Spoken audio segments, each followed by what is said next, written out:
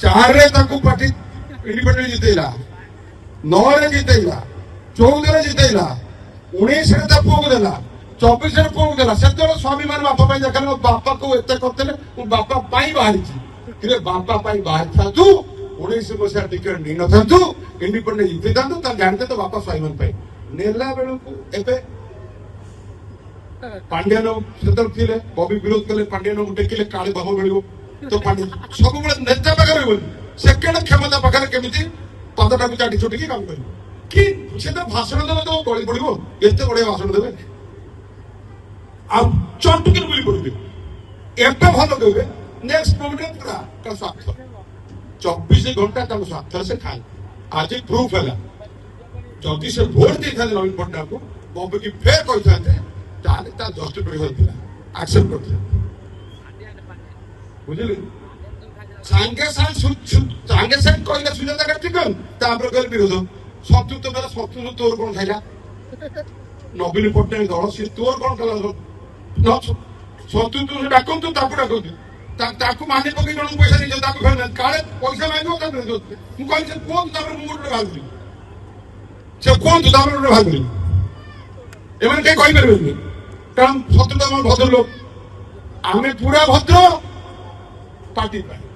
ତୁ ଯେତେବେଳେ ଯୁଦ୍ଧ କରିବୁ ଭାଇ, ତୁ ବି ଖାତା ପତ୍ର ଦଉଛୁ, ମୋର ଖାତା ଦରକାର। ଲୋକ ଜାଣିছে ବବିର ମେମୋରି ବହୁତ ସାର୍, ପୁରା ମୁଁ ଡେଟ୍ ୱାଇଜ ବି କହିବି ବାପା,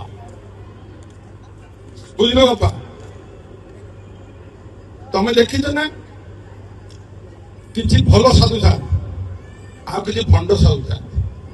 ଭଲ ସାଧୁ ଯେ ଜମା କଥା କହିବେ, ମାର କରିଥିବ। ଯେ ରିଏଲ ସାଧୁ ସେ ଜମା କଥା କହିବେନି, ତମେ ଆସିଲେ ଦୂରେଇବେ, ଭାଇ ଆମର କିଛି ନାହିଁ। ଯିଏ ଭଣ୍ଡ ସାଧୁ ଖାଲି ବକିବ, ଆସ ସବୁ ଦେବି। ସେ ଗୋଟେ ଖଇଆ ପିନ୍ଧୁଛନ୍ତି, ତତେ କିଏ କହିଲା ଖଇଆ ପିନ୍ଧିବା ପାଇଁ? ନାନୀ ବାବା ଆମର, ତତେ କିଏ ନାନୀ ବାବୁ କହିଲା? ତ ଭଣ୍ଡ ବାବା ସବୁବେଳେ ଅଧିକ ବକିବ, କାହିଁକି ନା ତା ସ୍ୱାର୍ଥ ସାଧନ ପାଇଁ। ଯିଏ ରିଏଲ ବାବା ନବୀନ ବାବୁ, ସେ ପଦେ କଥା କହିବେ, ତାର କାମରେ କରି ଦେବେ। ମୁଁ ଟିକେ କହିଲି, ଜଣେ 24 ଘଣ୍ଟା ମିଡିଆରେ ବକର ବକର ହଉଛି, ଜଣେ ଯେତିକି ଦରକାର ସେତିକି କହିବ। ଏକ୍ସାମ୍ପଲ ସେଇଥିପାଇଁ କହିନଥିଲି, ପ୍ରଭାତ ବିଷୟ କହିନଥିଲି ଏଇଥିପାଇଁ, ସେତେବେଳେ ମୋ ଦଳରେ ଥିଲେ, ମୋର ଦେହ ହାତରୁ 5 ଖଣ୍ଡ ଖଟି କରିବି, ମୋ ବିରୁଦ୍ଧ କରିବି, ମୁଁ ଦଳରେ ଯିଏ ଥିବ ତା ଭିତରେ କହିବି। ଆଜି ଯେହେତୁ ନାହାନ୍ତି, ତାକୁ ମୁକା କରିବା ମୋ ଦରକାର ଥିଲା। ତା କ୍ୟାରେକ୍ଟର ଦେଖିଦେବେ, ସବୁ ପାରିବାବୁକୁ ଏମିତି ଟେକିଲେ ଯେ ଆଉ ଅବସ୍ଥା ନାହିଁ। ତାପରେ ଯାଇକି ଆଉ ଡାକୁନାହାନ୍ତି। ମୁଁ ତାଙ୍କୁ କହୁଥିଲି ପ୍ରତାପ ଜେନା, ପ୍ରଭାତ ବିଶ୍ୱାଳ ଆଉ ଋଷି ସାମନ୍ତରାୟ ବସିଥିବେ, ସେ କେମିତି ହଉଥିଲେ ତାଙ୍କ ପୁଅ ପାଇଁ ଟିକେଟ। ପୁରା ଖୋଲା ମଞ୍ଚ, ମୁଁ କହୁଛି ଖୋଲା ମଞ୍ଚ, ସେ ତ କହୁଛନ୍ତି ଡିବେଟ ପାଇଁ। ଗୋଟେ ମୋବାଇଲରେ ଦେଖ 2012 ମସିହା ଗୋଟେ ଦେଖୁନ ମୋବାଇଲରେ ଟିଭିରେ, ଏଇ ମିଡ୍ ନାଇଟ୍ ଅପରେସନ ବବି। ଆରେ ମିଡ୍ ନାଇଟ୍ ଅପରେସନ ବବି ଥିଲା, ବବି ଅର୍ଗାନାଇଜ ସେକ୍ରେଟାରୀ, ତୁ ସସ୍ପେଣ୍ଡ। ନବୀନ ବାବୁ କାହିଁକି ଅଛନ୍ତି? କାହାକୁ ଦିନ ଲଣ୍ଠନ ଦେଖଉଛି, କାହାକୁ ଦେଖୁନି?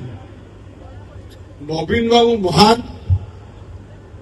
ସିଏ ସବୁବେଳେ ଗୋଟେ କଟକ 14 ହେଲା ବିଜୁ ବାବୁଙ୍କର ଜାଗା, ସେ ସ୍ୱାଭିମାନକୁ ଲୁଣ୍ଠନ କରିଛନ୍ତି।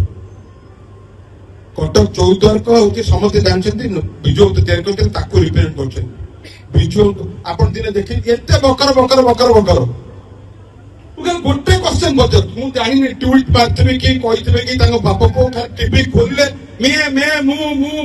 ଅବିଚାର କଥା ହଉଛନ୍ତି। ଯୋଉ ବିଜୁ ବାବୁ ଯୋଉ କଟକ 14 ସେ ଜିତିଛନ୍ତି, 5 ଥର ବିଧାୟକ ହେଇଛନ୍ତି, ତାଙ୍କ ସିଏ ତାଙ୍କ ପୁଅ ବିଜୁ ବାବୁଙ୍କ ବିଷୟରେ ଯେତେବେଳେ କହିଲେ, ଜଣେ ସାଂସଦ, ତାଙ୍କ ନାଁ କଣ? ସାଂସଦ ଜଣେ ବିଜୁ ବାବୁଙ୍କ ବିଷୟରେ କହିଲେ, ତାଙ୍କ ନାଁ କଣ? ଦିଲ୍ଲୀରେ କଣ କହିଲେ?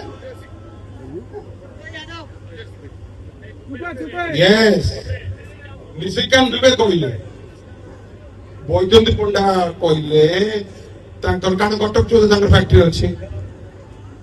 ବିଜୟ ମହାପାତ୍ର କହିଲେ, ତାଙ୍କ ବିଜୁ ଆଦର୍ଶ କଥା ବିଜୟ ମହାପାତ୍ର କହିଲେ, ଦିଲ୍ଲୀପ ରାୟ କହିଲେ। ଆପଣ ଏ ବାବୁଙ୍କୁ ଦେଖିଲେ, ଭଣ୍ଡ ବାବୁଙ୍କୁ କହିବା ବିଜୁ ବାବୁ ବା କଟକ 14 ବିଧାୟକ ଓଟିଏମ୍ ପାଇଁ ସେ ଜିତିଛନ୍ତି। 24 ମସିହାରେ କେବଳ ନବୀନ ବାବୁଙ୍କ ପାଇଁ। ପାଣ୍ଡିଆନ ପାଖରେ 20 ଥର ବସିଥିବେ, ଆଜ୍ଞା ଏଇଟା କରନ୍ତୁ ମୁଁ ଜିତିବି, କାରଣ ତାଙ୍କୁ ଦେଖିବ ସବୁଠୁ ଖରାପ କରିଥିଲେ, ସେ ଜିତିଲେ। କାହିଁକି ନାହିଁ?